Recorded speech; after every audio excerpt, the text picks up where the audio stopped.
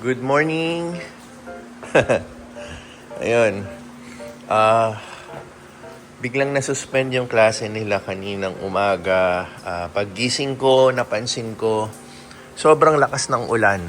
Which is until now, umuulan pa rin. So, alas 9 ng umaga yan. Kanina gumising tayo ng 6 o'clock. And then, sobrang lakas ng ulan. Tapos, chinek namin, actually pina-check ko kay Teens. Sabi ko i-check niya yung mga bulletin sa school. Kasi meron siyang access no. And then, pag-check niya, sinuspend ng school nila yung klase. So, very good yun kasi at least hindi na nila kailangan pumunta ng school and then doon namin malalaman suspended pala. At least dito pa lang, anong tawag doon? At least dito pa lang, hindi na sila magre-ready at hindi na tayo maaabala para sunduin sila sa school.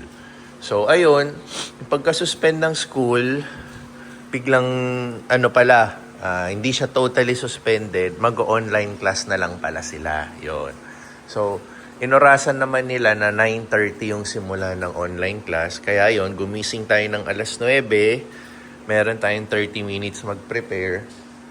Nag-breakfast ka na, Pixar? Ayun, mag-breakfast na siya. So, ire-ready natin ngayon yung kanyang gadget para mag-online class. Ito pala tayo, kakagising lang natin. Yan. So, antay tayo ng 9:30 bago siya Pero ito, naka-ready na talaga yung gamit niya for today's schooling, no?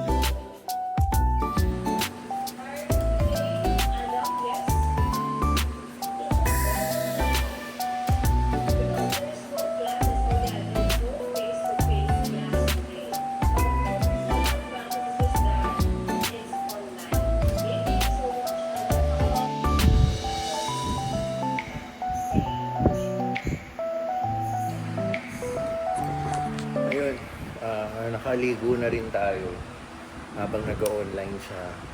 Ngayon, inaantay ko na lang si Teens umuwi para salit kami kay Pixar dahil nasa gym siya ngayon. Ako naman, inaantay ko lang siya makauwi kasi magdi-deliver pa tayo ng itlog sa client natin. May oras pa naman tayo, no? Nasira kasi lahat yung plano. Yung naging online si Pixar. Supposedly, di ba, dapat nasa eskwela siya ngayon. At nagagawa namin yung mga kailangan namin gawin. Yan. Sa kasong ito, dahil online lang si Pixar, syempre kailangan niya ng kasama dito sa bahay. So ngayon, nagsalit kami ni Teens. So nag-gym muna siya. Ngayon, inaantay ko na lang siya makauwi. And then, turn ko naman lumabas para mag-deliver ng itlog. Yan, break time nila Pixar ngayon. How many minutes break time mo?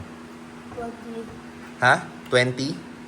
20-minute break, pero kinakain niya na yung kanyang baon. Ito dapat yung baon niya for today. Fish fillet with mustard, tartar sauce. Yan, mix na yan. So, isa yan sa favorite niya. So, pinapakain na natin. Kasi nagawa na siya eh. Yun nga, na-cancel yung classes niya.